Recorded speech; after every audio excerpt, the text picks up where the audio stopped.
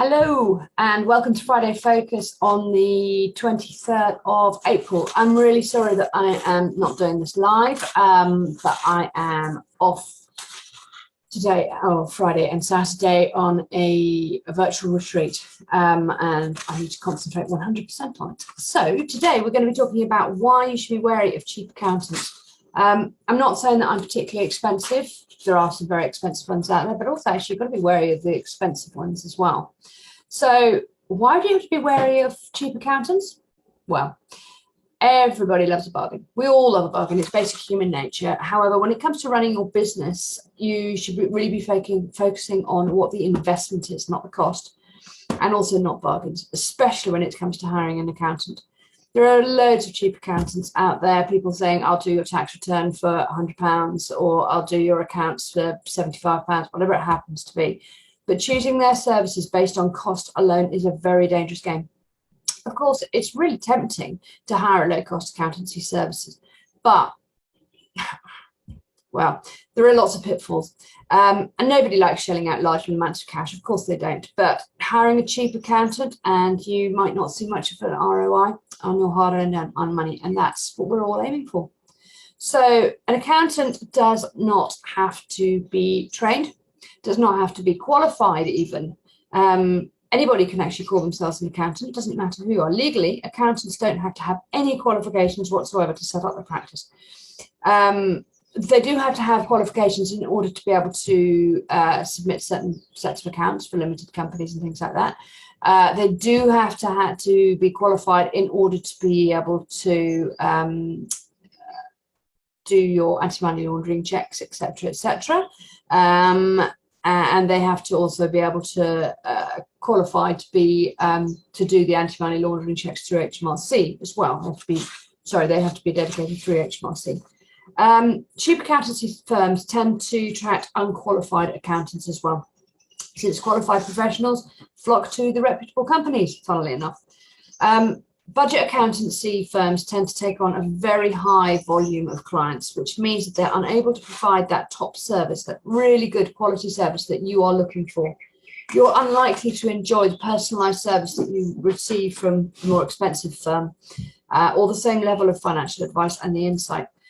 Remember that mistakes on your tax return can prove really, really costly to your business. And what's more, in that is that accountancy mistakes can cause more damage the longer that they're left for. They're left there unnoticed. And so it's really worth investing in a firm who will look closely at your account and can catch any errors before they start to cost you a fortune, because that's the last thing you want to do. Generally speaking, cheaper firms are not committed to customer retention. Now, that is a real generalization, and I'm not trying to be rude at all, but they are more, the cheaper firms are more interested in quantity more than quality. That is the be all and end all. Their low prices continue to attract customers because they don't think they're going to have to pay that much, but they don't know what the value is that they're getting. So also, when you're thinking about having going for a cheaper accountant, think about the quality of service that you're going to receive. It may well start off really well, because it probably will do, but then what's going to happen after that? Are they going to look after you? Is it going to be the same person looking after you? If they've got that many clients, they're going to have a lot of staff, in which case you're probably not going to be looked after by the same person all the time. You just need to sort of think about that. Also, quite often with the cheaper accountants, it's where they add in the sneaky hidden fees that you don't know about. The majority of accountants these days give you a fixed fee price. You pay that, and that is it. You pay it probably on a monthly basis, like you would do with me, because it helps your cash flow. But also it makes life a lot easier, and you don't get a nasty big bill at the end of the year. But also you don't get bills all through the year for, oh, look, guess what? We've just done another couple of hours doing this, or we've done another 6 hours doing that. Well, actually, hang on, what have you done? It just says accounts work. There's no detail of what you've actually done. So you've got to think about those sneaky hidden fees as well. If a firm is offering you an all-inclusive service, it's really important to investigate and find out exactly what that means, because it could mean anything. It depends on the company. And although you may pay more upfront, you'll be much better off in the long run.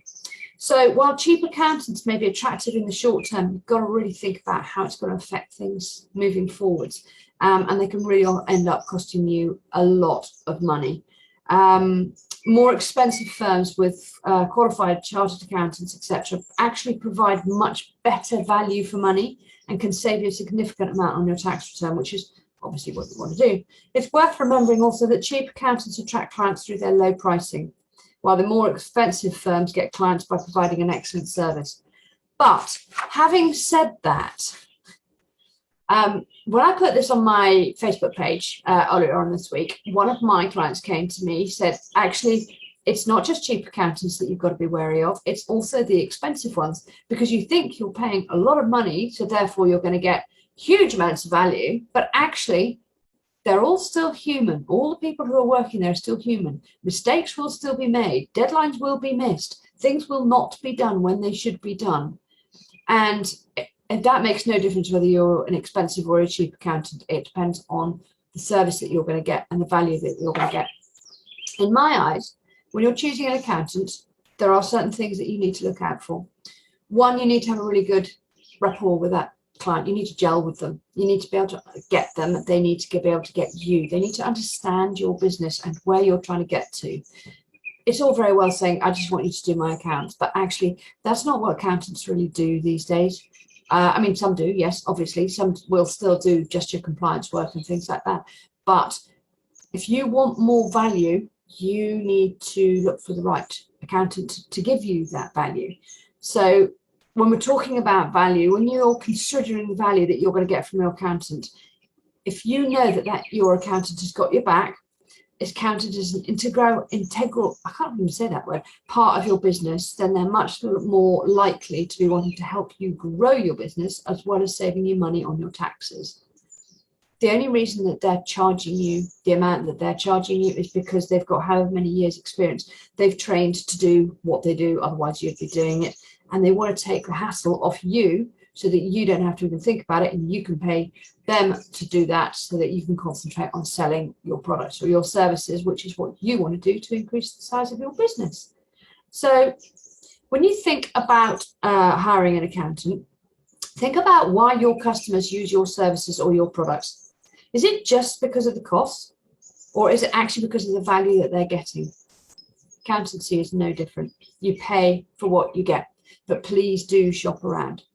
Thank you so much. I'm sorry that this was recorded, but I didn't have a lot of choice in as far as this was concerned, and at least it's here.